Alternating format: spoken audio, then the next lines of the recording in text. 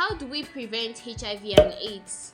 HIV and AIDS are serious conditions that can have devastating effects on individuals and communities. Now, to prevent HIV and AIDS, or prevent the spread of HIV and AIDS, one of the most effective ways is through consistent and correct use of condoms. They greatly reduce the risk of transmission during sexual activities.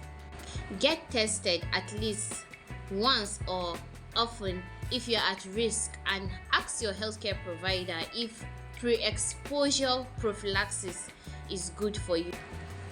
If you have been exposed within 3 days, try and get through to your healthcare provider and ask for post-exposure prophylaxis.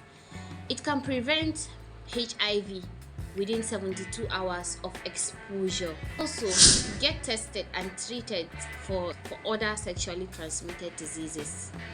Lastly, be careful with sharp objects, razor blades, nail cutters, and so on, especially needles. Please like, share, and subscribe, and don't forget to watch our previous videos. Thanks for watching. Bye, guys.